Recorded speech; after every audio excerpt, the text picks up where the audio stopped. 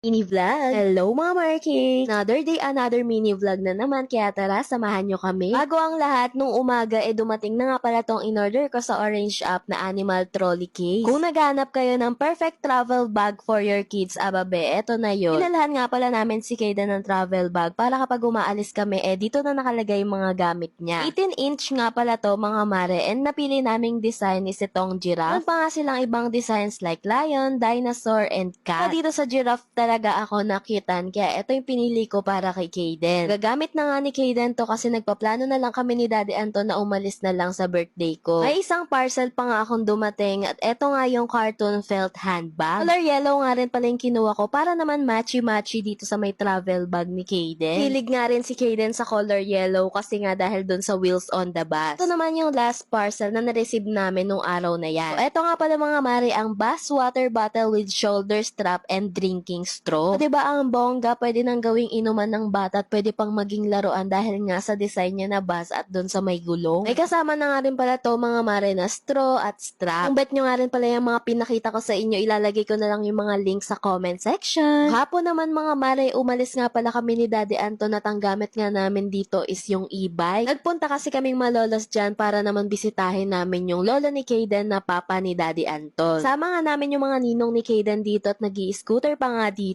Sino yan? Tatay. Tatay? Mother.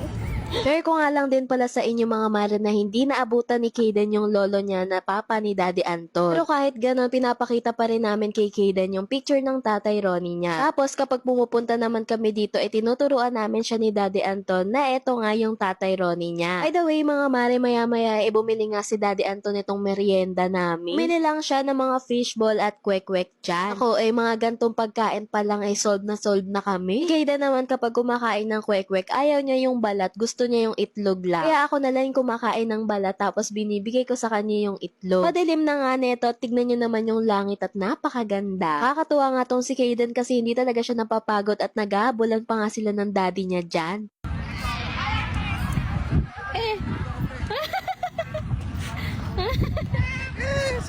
Tawang-tawa nga ako nun kasi tumatakbo si Kayden nun tapos nung biglang hinto nag-transform sa zombie. Iwan ko ba sa bata na to pero ang hilig-hilig talaga niyang manood ng zombie. Tapos may mga times pa nga na ginagaya niya. Bago naman kami umuwi mga mare, dumaan na muna kami dito sa may simbahan para naman makapagdasal.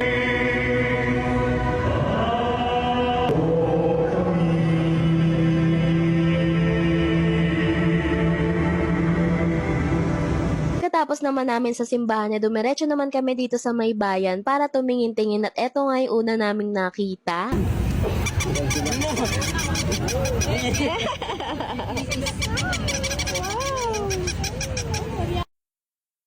Nakita nga rin namin itong mga nagtitinda ng orange kaya kumuha na rin kami kasi favorite talaga ni Kayden yan. Bago naman kami umuwi, dumaan na muna kami dito sa may Kuya Mac Palace para naman maghapunan. Kasama nga namin kumakain to mga pinsan ni Kayden at buti na lang talaga at kumakain si Kayden ng mga oras na yan. Pag talaga kumakain kami ng hapunan dito, tabsilog talaga yung kinakain ko dito tapos si Daddy Anton naman yung kinakain naman niya is pares with bone marrow. Nakakatuwa nga si Kayden ng mga oras na yan kasi kumakain din siya, nakikipagsabayan siya sa mga pinsan niya. Minsan kasi kapag kumakain kami dito, hindi talaga sumasabay ng kain sa amin si Kayden at panay takbo lang siya dito kasama yung mga pinsan niya. Bago naman kami umuwi, inaya ko muna si Daddy Anton na bumili ng shake. O yun lang muna for today's vlog. Salamat!